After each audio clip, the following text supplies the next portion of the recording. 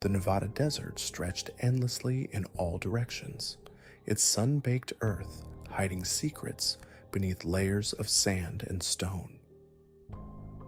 In the summer of 2018, 34-year-old Maria Santos and her 12-year-old daughter Isabella set out on what should have been a simple weekend camping trip to Lake Mead. They packed their silver Honda Civic with supplies, camping gear, and dreams of reconnecting under the desert stars. But as the sun dipped below the horizon on their first night, something went terribly wrong. By Sunday evening, when Maria failed to return Isabella to her father as planned, panic began to set in. The Honda was found abandoned at a remote trailhead, keys still in the ignition, Maria's purse untouched on the passenger seat. Inside the car, investigators discovered something that sent chills down their spines. Isabella's journal, open to a page dated the day they vanished, with a single haunting entry. "Mom says we're being followed. She's scared but trying not to show it. I can hear footsteps outside our tent." The search that followed was massive. Helicopters swept the desert landscape. Search and rescue teams combed through ravines and washes, and hundreds of volunteers scoured the unforgiving terrain. But the Nevada desert is vast and merciless, swallowing secrets in its endless expanse of rock and sand. Despite the exhaustive efforts, no trace of Maria and Isabella was ever found. Days turned into weeks, weeks into months, and hope began to fade like mirages in the desert heat. Maria's ex-husband, David Santos, never stopped believing they were out there somewhere. He hired private investigators, posted flyers across 3 states, and maintained a website dedicated to finding his daughter. "Isabella is smart," he would tell reporters. "She's resourceful. If anyone could survive out there, it's her." But as the months stretched on, even David's unwavering faith began to crack under the weight of uncertainty. The case grew cold. The media moved on to other stories. The search teams were reassigned, but the desert remembered. It always remembers.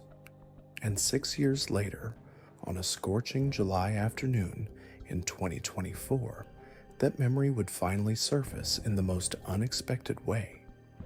Jake Morrison was a drone operator for a geological survey company, mapping potential mining sites in the remote reaches of the Nevada desert. He'd been flying these missions for 3 years, his thermal imaging equipment designed to detect mineral deposits beneath the Earth's surface. But on this particular afternoon, roughly 40 miles from where Maria and Isabella had last been seen, his thermal drone captured something that defied explanation. At first, it looked like nothing more than a temperature anomaly. 2 distinct heat signatures, roughly human-sized, moving slowly across the desert floor near an abandoned mining camp. Jake assumed it was wildlife, maybe a couple of desert bighorn sheep seeking shade. But as he adjusted the camera's focus and zoomed in, his blood ran cold.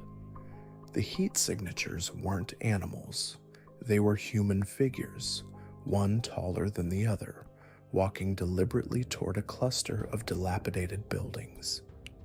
Jake's hands trembled as he saved the footage and immediately called his supervisor. Within hours, the clip had been forwarded to the Nevada State Police, and by evening, every major news outlet in the country was running the story. The thermal footage was grainy, the figures indistinct, but the implications were staggering. Could Maria and Isabella Santos have survived 6 years in one of the most inhospitable environments on Earth? Detective Sarah Chen of the Nevada State Police had worked the original Santos case. She'd been a rookie then, fresh out of the academy, assigned to coordinate search efforts and interview witnesses. The case had haunted her for years, appearing in her dreams and nagging at her during quiet moments. When she received the call about the thermal footage, she didn't hesitate. Within 2 hours, she was airborne in a state police helicopter, racing toward the coordinates Jake had provided. The abandoned mining camp sat in a depression between 2 ridges, invisible from the main road and forgotten by time. Rusty equipment and collapsed structures dotted the landscape, remnants of a copper mining operation that had been shuttered decades ago. As the helicopter circled the area, Chen spotted something that made her heart race: fresh tire tracks in the sand leading to and from the camp. Someone had been here recently, and they'd been here multiple times. The helicopter landed a safe distance from the camp, and Chen approached on foot with 2 fellow officers. The desert air shimmered with heat, and the silence was absolute except for the crunch of their boots on gravel. They moved cautiously, weapons drawn, unsure what they might encounter. The first building they checked was empty, filled with nothing but dust and debris. The second contained old mining equipment and the skeletal remains of what might have once been a small animal. But it was the third building that changed everything. Hidden beneath a tarp in the corner, they discovered a cache of supplies: canned food, water bottles, blankets, and medical supplies. All of it relatively fresh, some items bearing expiration dates from just months ago. Someone had been living here, or at least using this place as a regular shelter. But who and where were they now? Chen's radio crackled to life. The helicopter pilot's voice was tense. "Detective, I've got movement on the ridge to your east. 2 figures, approximately half a mile out, moving away from your position." Chen's pulse quickened. After 6 years of cold leads and dead ends, were they finally close to answers? The pursuit across the desert terrain was treacherous. The rocky ground was unstable, and the heat was oppressive, but Chen and her team pressed on. They followed the figures up a steep incline, through a narrow canyon, and finally to a plateau that offered a commanding view of the surrounding desert. There, beneath an overhang of red rock, they found something that would shake the Santos case to its core. It was a makeshift shelter, carefully constructed from scavenged materials and natural rock formations. Solar panels provided power to a small communication radio. Water collection systems captured and filtered the precious little moisture that fell in this arid landscape, and scattered around the shelter were personal items that Chen recognized from the original missing persons report. A silver bracelet that had belonged to Maria, a small stuffed animal that Isabella had carried with her on the camping trip. But the shelter was empty. Whoever had been living here had vanished, leaving behind only traces of their existence and 1,000 new questions. How had they survived in this harsh environment for so long? Why hadn't they sought help? And most importantly, where were they now? As Chen examined the shelter more closely, she noticed something that made her blood run cold. Scratched into the rock wall were 2 sets of initials, MS and IS, Maria Santos and Isabella Santos. Below the initials was a date from just 3 weeks ago, and beneath that, a message that would haunt Chen for the rest of her life. "They're still looking for us. We can't go back. Not yet." The thermal drone footage had been just the beginning. Maria and Isabella Santos weren't just alive, they were hiding. But from what? And why had they chosen to endure 6 years of desert exile rather than return to the world they'd left behind? The answers to these questions lay buried in the sand and stone of the Nevada desert, waiting to be uncovered by those brave enough to seek the truth. As the sun began to set over the desert, painting the sky in shades of orange and red, Chen stood at the edge of the plateau and stared out at the vast expanse of wilderness. Somewhere out there, a mother and daughter were still running, still hiding, still fighting to survive. The thermal drone had given them hope, but it had also opened a door to a mystery far more complex and dangerous than anyone had imagined. The search for Maria and Isabella Santos was far from over. It was just beginning. The thermal images revealed something the desert had been hiding for 6 long years. 2 heat signatures, unmistakably human, moving through the abandoned mining structures in the pre-dawn darkness. But as Detective Chen studied the footage frame by frame, she realized this wasn't just confirmation of life.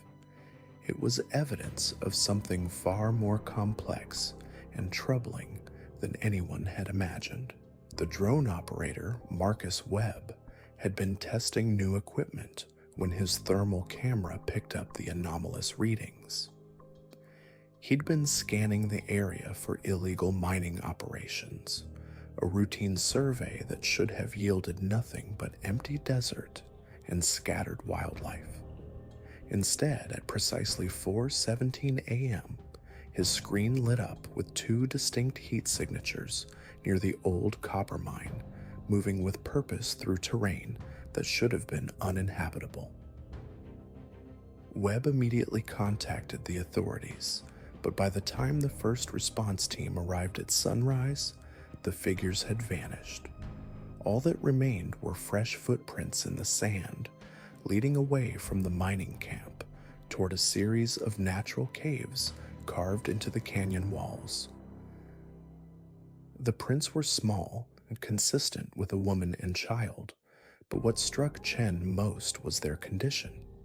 These weren't the desperate, erratic tracks of people in distress. They were measured, deliberate, as if whoever made them knew exactly where they were going. The discovery sent shockwaves through the investigation. For 6 years, search teams had combed this exact area without finding a trace. The mining camp had been checked, rechecked, and ultimately written off as too exposed and resource poor to sustain human life.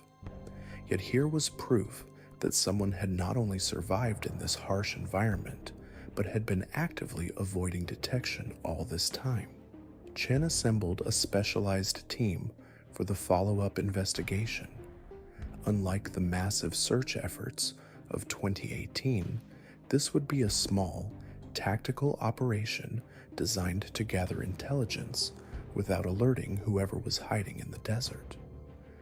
The team included Dr. Sarah Martinez, a desert survival expert who could analyze the evidence from a biological perspective, and Agent Tom Rodriguez from the FBI's Missing Persons Unit, who brought federal resources and expertise in long-term disappearances. The first major breakthrough came when they discovered the hidden shelter, tucked beneath a natural rock overhang, nearly invisible from above, was a carefully constructed living space that showed signs of long-term habitation. The entrance was camouflaged with desert brush and positioned to be invisible from the air, explaining why countless helicopter searches had failed to locate it. Inside, the shelter revealed a story of remarkable adaptation and survival. The space was divided into distinct areas: a sleeping quarters with handmade bedding crafted from scavenged materials, a food storage area containing preserved desert plants and cached water, and what appeared to be a workspace where tools had been fashioned from mining equipment and natural materials. Everything was meticulously organized, suggesting not just survival, but a deliberate, long-term lifestyle choice. But it was the personal items that truly stunned the investigation team. Maria's jewelry, carefully preserved in a makeshift container. Isabella's school notebooks, the pages filled with drawings of desert plants and animals. A collection of photographs, somehow protected from the elements, showing mother and daughter together in various locations around the desert. These weren't the possessions of kidnapping victims or people held against their will. They were the belongings of individuals who had chosen to make this place their home. The evidence of their resourcefulness was everywhere. A sophisticated water collection system channeled rare rainfall into hidden cisterns. Solar panels, likely salvaged from abandoned equipment, powered basic lighting. Gardens carved into protected alcoves grew hardy desert plants that could provide both nutrition and medicine. This wasn't mere survival, it was a complete adaptation to desert life that would have taken years to perfect. Dr. Martinez was particularly struck by the medical supplies they found: a well-stocked first aid kit, medications for chronic conditions, and even basic dental care items suggested someone who was planning for long-term health maintenance.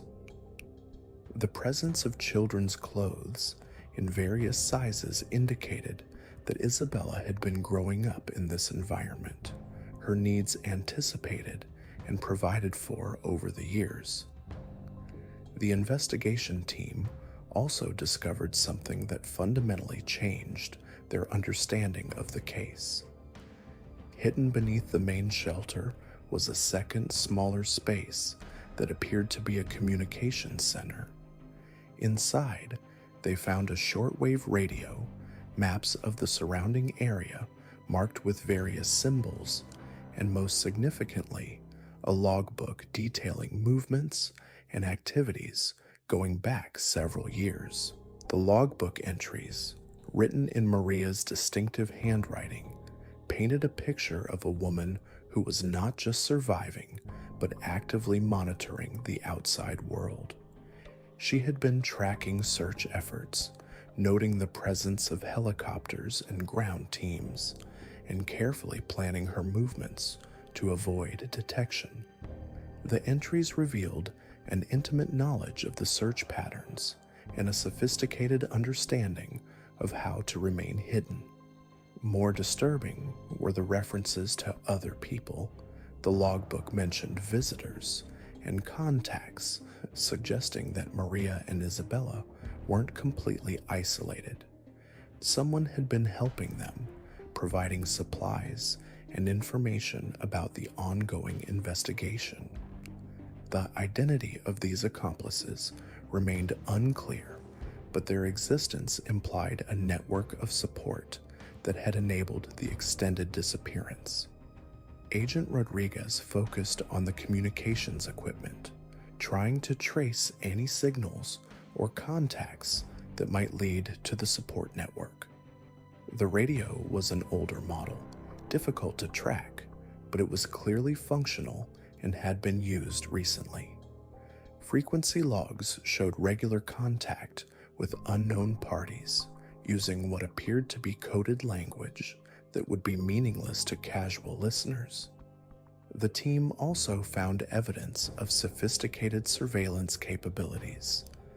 Binoculars, a spotting scope, and detailed notes about the movements of search teams over the years showed that Maria had been watching her watchers. She knew when searchers were coming, which routes they would take, and how to avoid them. This level of operational security suggested either extensive planning or outside assistance from someone with law enforcement or military experience. As they continued to analyze the shelter, one detail became increasingly clear. This wasn't a desperate attempt to hide from danger. The comfort level, the long-term planning, the careful attention to Isabella's needs as she grew up, all suggested that Maria had made a conscious choice to disappear. But the question remained, what had she been running from that was so threatening she was willing to live in the desert for 6 years? The answer began to emerge from the most carefully hidden items in the shelter. Buried beneath the floor, wrapped in multiple layers of protection, was a collection of documents that would ultimately explain everything. Legal papers, financial records, and correspondence that painted a picture of a woman who had stumbled onto something dangerous and had chosen exile over exposure. The documents revealed a complex web of financial fraud involving Isabella's father, Maria's ex-husband, and several prominent figures in their former community. Maria had discovered evidence of money laundering, tax evasion, and connections to organized crime that went far beyond what she had initially suspected. The journal entries from 2018 now made sense. She hadn't been paranoid about being followed. She had been legitimately afraid for her life and her daughter's safety. The final piece of the puzzle came from a sealed envelope marked, "For the authorities if something happens to us." Inside was a detailed account of Maria's discoveries, names of individuals involved in the criminal network, and most importantly, evidence that attempts had been made to silence her permanently. The camping trip that had led to their disappearance hadn't been a vacation.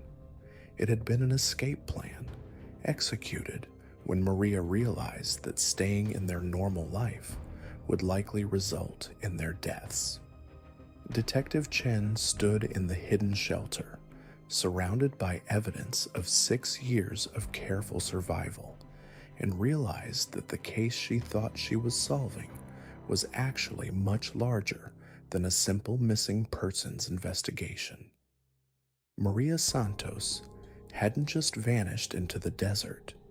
She had uncovered a criminal conspiracy and had chosen to protect her daughter by disappearing completely rather than risk exposing them to retaliation.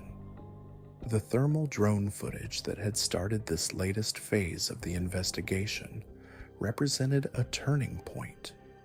For the first time in 6 years, Maria and Isabella had been detected, which meant their carefully constructed sanctuary was no longer safe.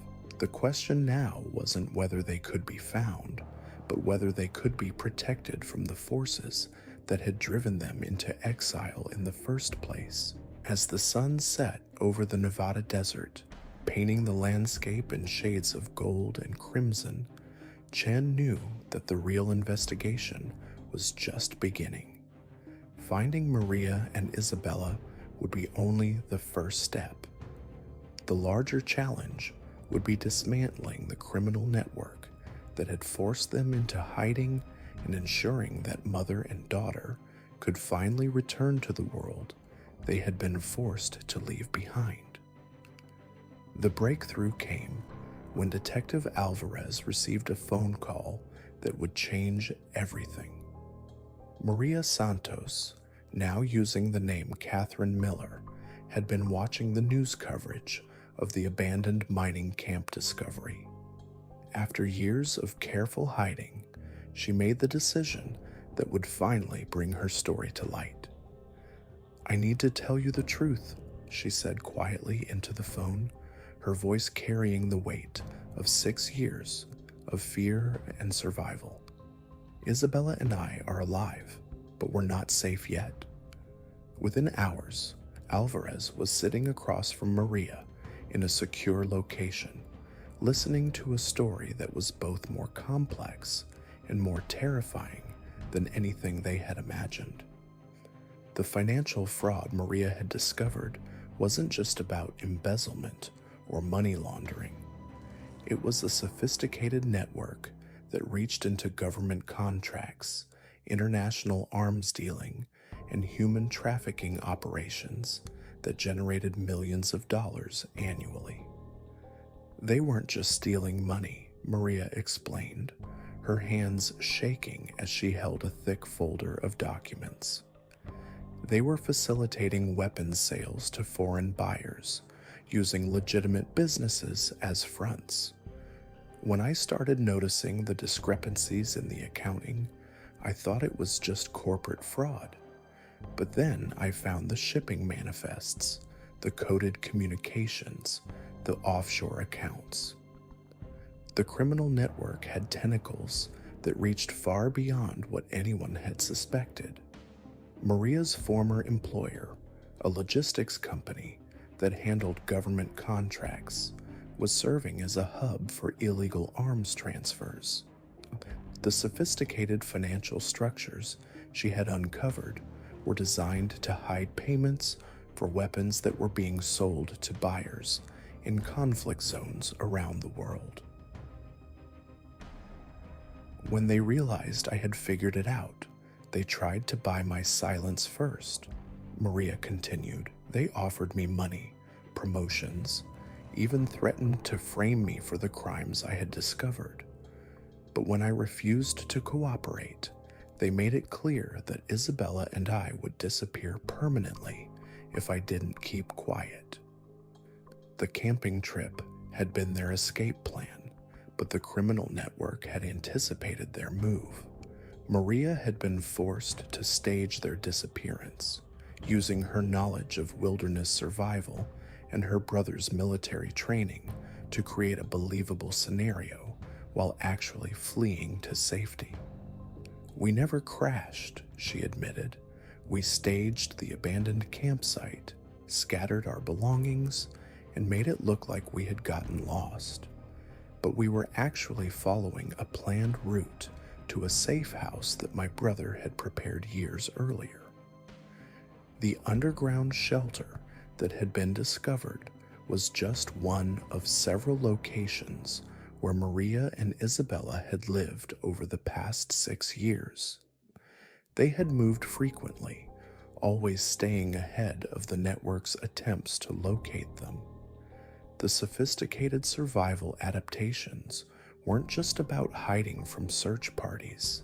They were about staying alive while gathering evidence against their pursuers. We've been documenting everything, Maria said, opening the folder to reveal photographs, financial records, communication intercepts, and detailed notes about the network's operations. Every time they moved money, every time they made a deal, every time they eliminated someone who got too close to the truth. The evidence was staggering. Maria had managed to document a criminal enterprise that operated across multiple states and several countries. The network included corrupt government officials, military contractors, international arms dealers, and financial institutions that facilitated the illegal transactions. They killed my former supervisor when he started asking questions, Maria said, her voice barely above a whisper. They made it look like a car accident, but I know it was them. That's when I realized Isabella and I could never surface safely until we had enough evidence to bring down the entire operation. Detective Alvarez reviewed the documents with growing amazement and horror.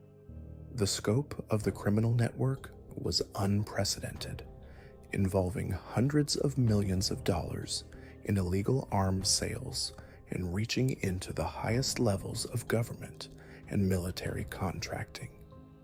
Why come forward now? Alvarez asked. What's changed? Maria's expression hardened. Because they've started targeting other families. 3 weeks ago, I intercepted communications indicating they were planning to eliminate a whistleblower in Denver and his entire family. I realized that staying hidden wasn't protecting anyone anymore. It was just allowing them to continue destroying lives. The decision to surface had been agonizing. Maria and Isabella had spent 6 years building a life in the shadows, always moving, always careful, always afraid. But Maria had come to understand that their survival was meaningless if they couldn't stop the network from claiming more victims. "Isabella doesn't know yet," Maria admitted. "I've told her we might be able to go home soon, but she doesn't understand how dangerous it still is. These people have resources, connections, and they've proven they're willing to kill to protect their operation." Alvarez assured Maria that a joint task force involving federal agencies was already being assembled.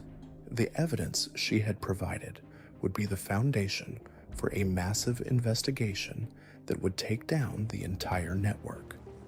But he also warned her that the danger was far from over. "We're going to need you and Isabella to remain in protective custody," he explained. "This network has shown they're willing to go to extraordinary lengths to silence threats. Your testimony will be crucial, but it also makes you targets." Maria nodded, understanding the gravity of the situation. "We've been targets for 6 years. At least now we're not facing them alone." The investigation that followed would become one of the largest and most complex criminal cases in federal history. Maria's evidence led to raids across 7 states, the freezing of hundreds of millions of dollars in assets, and the arrest of over 40 individuals involved in the network. But even as the criminal organization began to crumble, Maria and Isabella remained under federal protection. The network's reach was so extensive that investigators couldn't be certain all the threats had been eliminated. The drone footage that had started it all was just the beginning of a story that would take years to fully unravel. Isabella, now 12 years old, struggled to understand why their life of hiding wasn't over. She had adapted to the constant movement, the false identities, and the isolation, but she longed for the normal life that had been stolen from them 6 years earlier. "When can we go home?" she asked her mother one evening as they sat in another safe house, watching the news coverage of the latest arrests in their case. Maria held her daughter close, knowing that home was no longer a place, but a promise. "When it's truly safe," she said softly. "When we're sure that no one can ever hurt us again." The thermal drone that had captured those 2 heat signatures in the Nevada desert had revealed far more than 2 missing persons. It had exposed a criminal network that threatened national security and had destroyed countless lives. Maria and Isabella's survival was not just a personal triumph, it was a victory against a system of corruption and violence that had operated in the shadows for far too long. As the investigation continued to unfold, one truth became clear. Sometimes the greatest act of courage is not just surviving, but choosing to fight back against the forces that would silence you forever. Maria and Isabella had done both, and their story would serve as a testament to the power of truth, even when it comes at the highest personal cost. As Sheriff Swope watched the final testimonies conclude and the courtroom empty, she knew the Ramsey case would forever change how Cypress Bend approached truth and justice. But the story was far from over. The courage Maria and Isabella had shown in the Nevada desert wasn't just about survival. It was about exposing a system that had failed countless families before them. The federal investigation that followed Maria's whistleblowing revelations sent shockwaves through law enforcement agencies across multiple states. The criminal network she'd uncovered wasn't just involved in arms dealing and money laundering. They had systematically infiltrated local police departments, sheriff's offices, and even federal agencies, creating a web of corruption that allowed them to operate with impunity for decades. Agent Rodriguez, now leading the multi-agency task force, discovered that the abandoned copper mine where Maria and Isabella had hidden wasn't chosen randomly. It was part of a vast underground network of safe houses, communication hubs, and weapons caches that the organization had been using to coordinate their operations across the Southwest. The thermal drone footage that had initially revealed their heat signatures had inadvertently exposed one of the most significant criminal infrastructure discoveries in modern law enforcement history. The evidence Maria had meticulously collected during her 6 years in exile became the cornerstone of what prosecutors would later call the largest organized crime takedown in Nevada's history. Bank records, encrypted communications, photographs, and detailed logs of criminal activities spanning 2 decades were found carefully preserved in waterproof containers throughout their desert shelter. Every transaction, every meeting, every corrupt official who had taken money to look the other way was documented with the precision of someone who understood that their survival depended on the truth eventually coming to light. Isabella, now 18 and remarkably resilient despite her traumatic childhood, testified before a closed congressional hearing about the network's operations. Her testimony revealed how the organization had used missing persons cases to cover their tracks, deliberately steering investigations away from their activities while using the chaos and confusion to expand their operations. The thermal imaging technology that had saved them was the same technology the criminals had been using to monitor law enforcement movements and avoid detection. The ripple effects of Maria's revelations extended far beyond Nevada's borders. Similar networks were discovered operating in Arizona, Utah, Colorado, and New Mexico, all connected through a sophisticated communication system that had been hiding in plain sight for years. The investigation revealed that dozens of unsolved disappearances, cold cases, and mysterious accidents were actually connected to this criminal enterprise, either as deliberate eliminations or as cover for their activities. But perhaps the most shocking discovery came when investigators realized that the network had been using advanced surveillance technology to monitor and manipulate local media coverage of their crimes. The very thermal drones that had revealed Maria and Isabella's location had been developed by a company with ties to the organization, and they had been using similar technology to track law enforcement movements and identify potential witnesses or whistleblowers. The protective custody arrangements for Maria and Isabella became a complex operation involving multiple federal agencies. They were relocated to a secure facility in an undisclosed location where they continued to work with prosecutors to build cases against the remaining members of the network. The psychological toll of their ordeal was immense, but both mother and daughter showed remarkable strength in their determination to see justice served. Maria's decision to surface as a whistleblower had cost them their anonymity and safety, but it had also given them something they'd never had during their years in hiding: hope. For the first time since that camping trip 6 years earlier, they weren't running from the truth, they were fighting for it. The investigation revealed that the network's influence had reached into the highest levels of state government.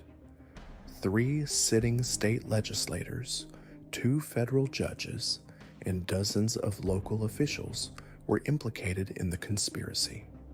The scope of the corruption was so vast that it required the creation of a special prosecutor's office just to handle the caseload.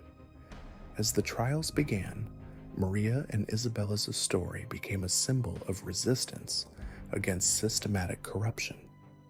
Their survival in the harsh Nevada desert for 6 years wasn't just a testament to human endurance, it was proof that truth, no matter how deeply buried, would eventually surface. The thermal drone footage that had captured their heat signatures became iconic, representing the moment when technology finally worked in favor of justice rather than against it. The criminal network's downfall didn't happen overnight. It took 3 years of trials, plea agreements, and international cooperation to fully dismantle the organization. But when it was over, more than 200 people had been convicted on charges ranging from conspiracy and corruption to murder and racketeering. The investigation led to the recovery of millions of dollars in stolen assets and the closure of dozens of cold cases across the region. Maria and Isabella eventually emerged from protective custody to start new lives under new identities. They had lost 6 years to fear and exile, but they had gained something invaluable: the knowledge that their sacrifice had prevented countless others from suffering the same fate. The desert that had nearly killed them had ultimately saved them, and in saving themselves, they had saved others. The abandoned copper mine where they had hidden was eventually turned into a memorial, not just for Maria and Isabella, but for all the victims of the criminal network whose voices had been silenced. The thermal imaging equipment that had revealed their location was donated to search and rescue organizations across the country, ensuring that the technology that had saved them would continue to save others. Sheriff Swope, reflecting on the case years later, often wondered about the courage it had taken for Maria to make that first decision to disappear rather than submit to the criminals' demands. The thermal drone footage had shown 2 heat signatures hiding in the desert, but it had revealed so much more than that. It had shown the power of a mother's love, the resilience of the human spirit, and the ultimate triumph of truth over corruption. The aftermath of Maria and Isabella's emergence from the Nevada desert sent shockwaves through law enforcement agencies across the country. What began as a missing persons case had evolved into one of the most significant organized crime investigations in recent history. The evidence Maria had painstakingly gathered over 6 years in hiding proved to be a goldmine for federal prosecutors, containing detailed financial records, recorded conversations, photographs, and documentation that painted a comprehensive picture of a criminal enterprise that had operated with impunity for decades. As the investigation expanded, the true scope of Maria's courage became apparent. Living in complete isolation, knowing that discovery could mean death for both her and Isabella, she had continued her work as an investigative journalist from the shadows. Using the communication equipment they had salvaged and carefully acquired over the years, Maria had monitored the organization's activities, tracked their movements, and documented their crimes with the meticulous attention to detail that had made her a respected journalist before their disappearance. The mining camp that had served as their refuge for 6 years became a crime scene of a different sort. FBI agents and forensic specialists spent weeks cataloging the evidence Maria had compiled, marveling at the ingenuity and determination it must have taken to survive in such conditions while maintaining such detailed records. The shelter itself stood as a testament to human resilience, with its carefully constructed ventilation system, water collection apparatus, and hidden storage areas containing years' worth of intelligence on criminal activities. Isabella, now a teenager, had been transformed by her experience in ways that both concerned and amazed the psychologists who worked with her during the reintegration process. She had learned to live off the land, to remain silent and hidden when necessary, and to assist her mother in the dangerous work of evidence gathering. The girl who had vanished at age 10 had developed skills and knowledge far beyond her years, yet she had also been deprived of normal childhood experiences and social interactions that would take time to recover. The criminal organization that had driven them into hiding was methodically dismantled over the following months. The arrests began with low-level operatives and worked their way up the hierarchy, each new detainee providing additional information that led to further arrests. The network's reach extended far beyond what initial investigations had suggested, with connections to legitimate businesses, political figures, and law enforcement officials who had been either corrupted or intimidated into compliance. Perhaps most shocking was the revelation of how close the organization had come to finding Maria and Isabella on multiple occasions. The evidence showed that search teams had been dispatched to scour the desert, sometimes coming within miles of their hiding place. The thermal drone footage that ultimately led to their discovery had been preceded by several near misses, including a search helicopter that had passed directly over their shelter while they huddled in an underground bunker Maria had constructed specifically for such emergencies. The legal proceedings that followed were complex and far-reaching. Maria's testimony proved crucial in securing convictions against dozens of individuals involved in the criminal network. Her evidence helped solve numerous cold cases, including several murders that had been disguised as accidents or suicides. The corruption she exposed led to the resignation of several public officials and a comprehensive review of law enforcement agencies in multiple states. The psychological impact of their ordeal became a subject of study for researchers interested in survival psychology and the effects of prolonged isolation on family dynamics. Maria and Isabella's relationship had been both strengthened and complicated by their shared experience. They had depended on each other for survival in ways that few mothers and daughters ever experience, creating an unbreakable bond, but also raising questions about the long-term effects of such intense codependency. As the dust settled and the immediate dangers passed, the question of what came next for Maria and Isabella became paramount. The Witness Protection Program offered them new identities and relocation assistance, but after 6 years of hiding, the prospect of starting over yet again presented its own challenges. Isabella, in particular, struggled with the idea of assuming another identity when she was still discovering who she had become during their time in the desert. The story of their survival captured the public imagination in ways that surprised everyone involved. Maria's journal entries, which had been discovered along with the other evidence, provided a harrowing day-by-day account of their struggle to survive while maintaining their mission to expose the truth.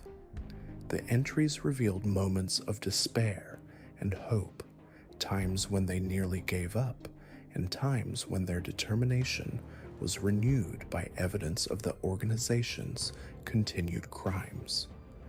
The desert that had hidden them for so long was eventually designated as a protected area, partly due to the historical significance of their story, but also because of the archaeological discoveries made during the investigation. The old mining camp and surrounding areas contained artifacts and structures that provided insight into the region's history, making it a site of both contemporary and historical importance. Media coverage of the case sparked debates about the responsibilities of journalists, the protection of whistleblowers, and the extent to which individuals should be expected to sacrifice their safety for the greater good.